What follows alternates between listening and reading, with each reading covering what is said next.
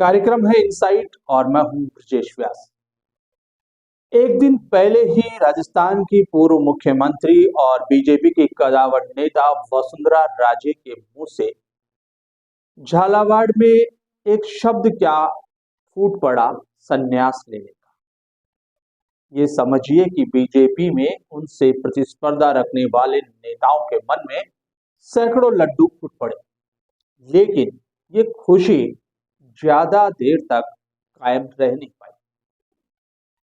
Madam के कई मायने इस वक्तव्य के निकाले जाने लगे, कई बातें सोची जाने लगी, कई तरह के समीकरणों को जोड़ जोड़ कर देखा गया।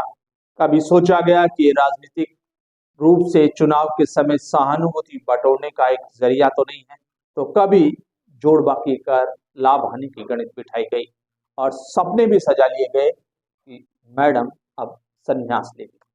लेकिन एक ही दिन में मैडम ने वापस पलटवार किया अपनी जुबान पे और उन्होंने साफ कहा कि ये मेरे पुत्र स्नेह से दिया गया एक भाषण था, जब मैंने अपने बेटे को परिपक्वता के साथ इस कदर भाषण देते हुए देखा, जो पूरी तरीके से संयोजित था, पूरी तरह संतुलित था, तो ये उसको लेकर कि अब मैं निश्चिंत हो सकती हूँ, इस तरह का उनका मानना है। इस तरह का ही वक्तव्य उन्होंने नामांकन रैली के दौरान दे दिया और इस इरादे को जैसे ही जाहिर किया, समझो पार्टी में उन नेताओं पर गाज गिर गई जो सोच रहे थे, राजस्थानी में एक कहावत है, सहजा चूड़ो फूट गयो, हल्का हो गया हाथ।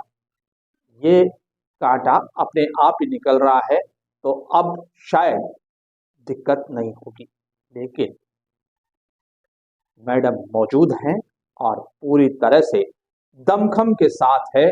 उन्होंने ये भी कह दिया कि झालावाड़ में 5 साल तक हम लोग हैं, झालावाड़ की जनता से हम प्रेम करते हैं।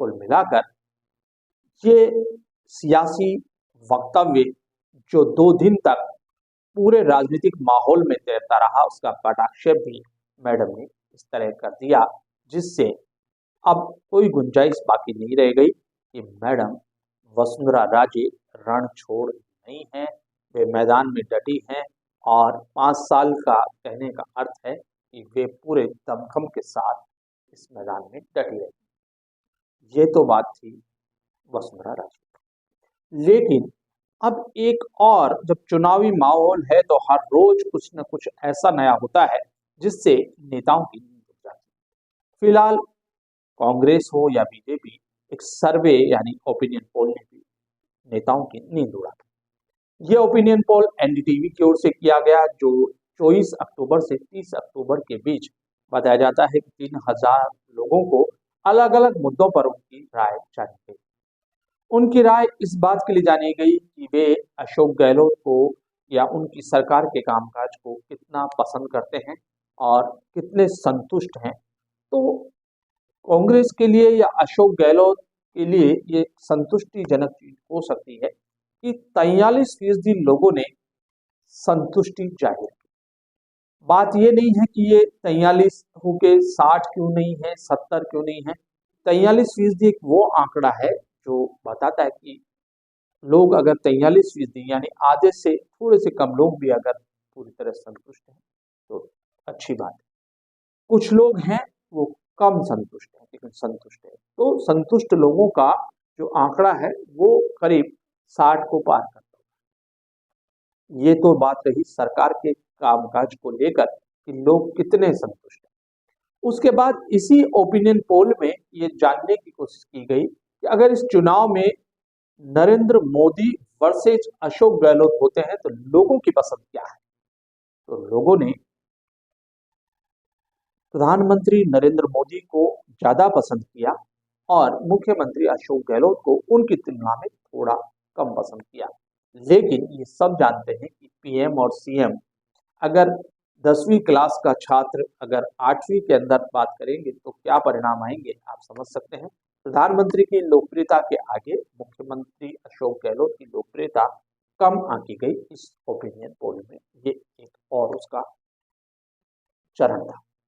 एक और बात जो उस ओपिनियन पोल में निकल कर आई, उन्होंने दोनों ही पार्टियों में किस नेता को कितना पसंद किया जाता है उस पर भी लोगों की राय जानी। इसमें कांग्रेस पार्टी में मुख्यमंत्री अशोक गहलोत को सबसे ज्यादा पसंद किया गया और 9% लोगों ने ही सचिन पायलट को पसंद किया, जो उनसे कहीं पासंग भी नहीं है।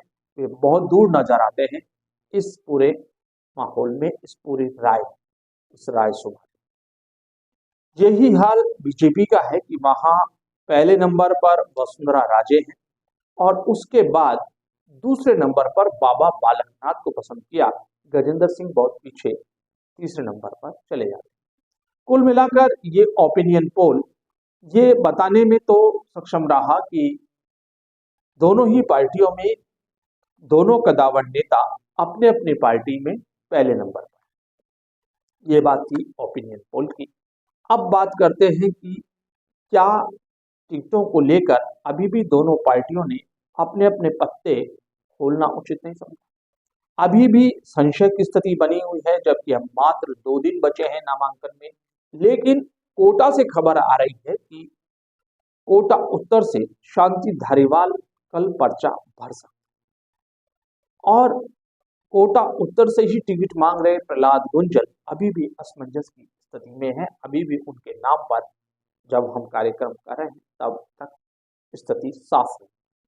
तो यही आलम जयपुर राजस्थान की राजधानी है, वहां भी कायम है और वहां भी किशनपोल में और आदर्श नगर में, सिविल लाइन में अभी तक बीजेपी की ओर से प्रत्याशी तय नहीं किए गए। सगुफेबाजी का दौर जारी है। तो कांग्रेस में आर तिवारी ने हवा महल से पर्चा दाखिल करके और ये कहकर के उनके पास फोन आया है पर्चा भरने के लिए, महेश जोशी के संभावनाओं को क्षीण कर दिया कि उन्हें प्रत्याशी बनाया जा सकता है। ये बात और है कि राजनीति है, आखिरी दम तक बहुत कुछ बदल जाता है इस खेल में और क्या कुछ हो सकता है ये अलग बात है। लेकिन आज मुख्यमंत्री अशोक गहलोत और सचिन पायलट दोनों अपने अपने समर्थक विधायक प्रत्याशियों के लिए पर्चा भरवाने के काम में लगे रहे, सभाएं की और बीजेपी पर हमला बोला। तो उधर वसुंधरा राजे ने झालावाड़ में बड़ी सभा के साथ, बड़ी भीड़ के साथ पर्चा दाखिल किया और आगाज किया चुनाव प्रचार।